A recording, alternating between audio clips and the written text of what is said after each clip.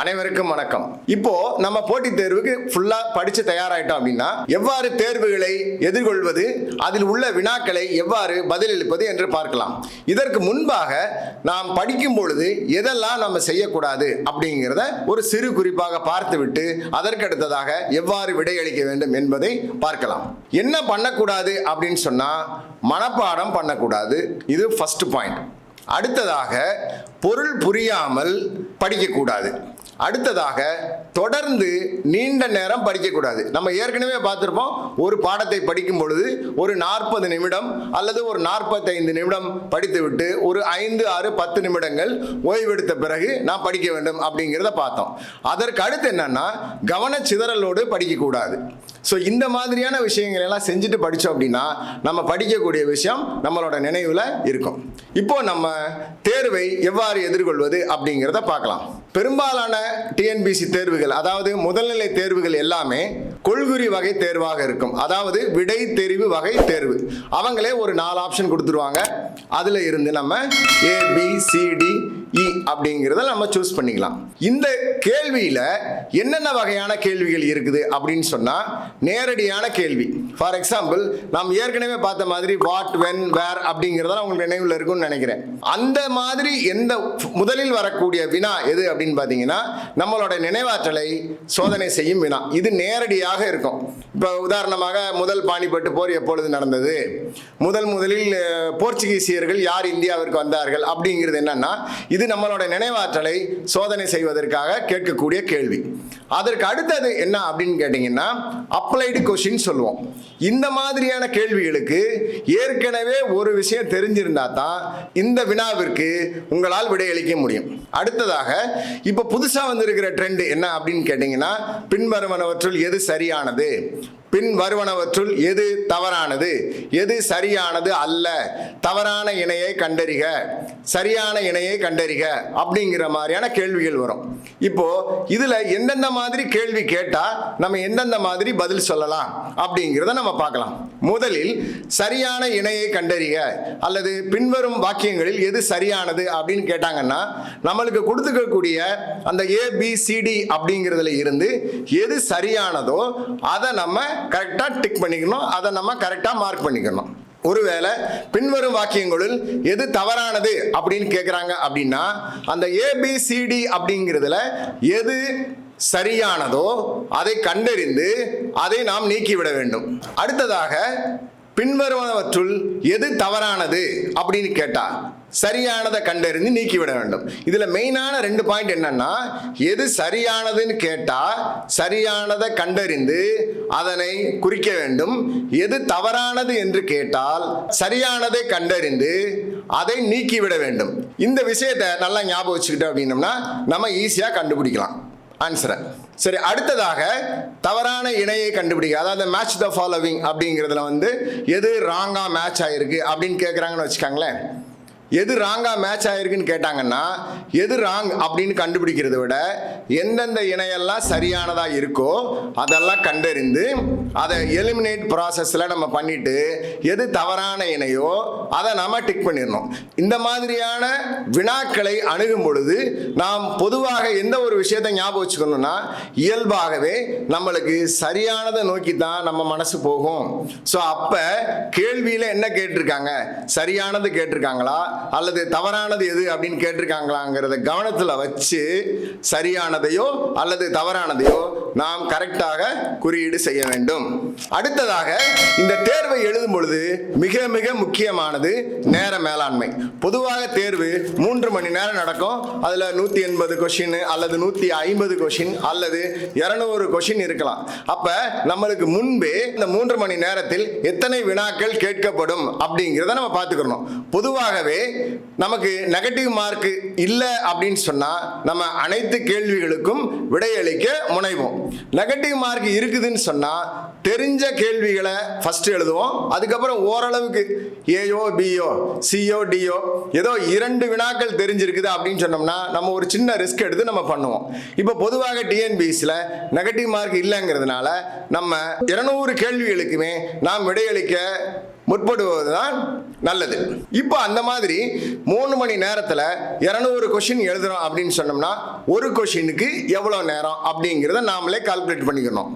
ஜென்ரலாக பார்த்தீங்க அப்படின்னு சொன்னோம்னா ஒரு கேள்வியை படித்து அதை புரிஞ்சு அதற்கு ஆன்சர் பண்ணுறதுக்கு ஒரு 30லேருந்து ஒரு 40 செகண்ட் எடுத்துக்கலாம். அப்போ இப்போ குறிச்சிக்கிட்டே வரோம். இப்போ உதாரணமாக கேள்வி 1லேருந்து படிக்கிறோம். 1வது கேள்வியை படிக்கிறோம், நம்மளுக்கு தெரியலை. 2வது கேள்வியை படிக்கிறோம், கொஞ்சம் தெரியுது. 3வது கேள்வியை படிக்கிறோம், ஓரளவுக்கு தெரியுது அப்படின்னு சொன்னால் உடனே நம்ம டிக் பண்ணிடக்கூடாது. வினாக்களை படிச்சுக்கிட்டே வர்றோம். நம்மளுக்கு எந்தெந்த கேள்விக்கு நன்றாக விடை தெரிகிறதோ அதை மட்டும் நம்ம மார்க் பண்ணணும். இப்போ இது எப்படி மார்க் பண்ணுறது அப்படிங்கிறத நான் இந்த வீடியோவில் உங்களுக்கு கடைசியாக சொல்கிறேன். அப்போ இப்போ உதாரணமாக நம்ம ஒரு 50 கேள்வி எழுதியிருப்போம். ஃபஸ்ட்டு 1 மணி நேரத்தில் ஒரு 50 வினாக்களை நம்ம படிச்சிருப்போம். அதில் ஒரு 20 வினாக்களை நம்ம குறிச்சிருப்போம். உதாரணமாக ஒரு 5வது கேள்வி, ஒரு 10வது கேள்வி, ஒரு 15வது கேள்வி, ஒரு 17வது கேள்வி அப்படிங்கிறத நம்ம பார்த்துருப்போம். ஏன் நமக்கு சரியாக தெரியாததை விட சொல்கிறேன் அப்படின்னு சொன்னால், இப்போ உதாரணமாக 2வது கேள்விக்கு வந்து எனக்கு ஏயா பியான்னு தெரியல, சி வராது டி வராது அப்படின்னு நான் முடிவு பண்ணிடுறேன். ஏயா பியான்னு தெரியலை அப்படின்னு சொன்னால் இதற்கான விடை 60வது கொஸ்டின்லையோ ஒரு 70வது கொஸ்டின்லையோ நம்மளுக்கு ஒரு ஹிண்ட் கிடைக்கும்.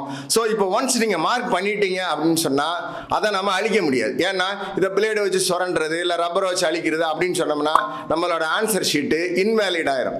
அதனால நமக்கு எந்த வினாவிற்கு முழுமையாக விடை தெரியுதோ அதை நம்ம கரெக்டாக ஆன்சர் பண்ணிக்கிட்டே வரணும். இப்போ 1 மணி நேரம் முடிஞ்சது, அதுக்கு அடுத்து 1 மணி நேரத்தை ஒரு செக்மெண்ட் முடிக்கிறோம் அப்படின்னா எத்தனை வினாக்களை நம்ம முடிச்சிருந்தோமோ அதுல இருந்து நம்ம தொடரலாம். அப்போ என்னன்னா ஒரு கேள்வியை படிச்சுட்டு உடனே மார்க் பண்ண, ஒரு கேள்வியை படிச்சுட்டு உடனே மார்க் பண்ண. ஸோ அந்த மாதிரி நம்ம பண்ண வேண்டாம்.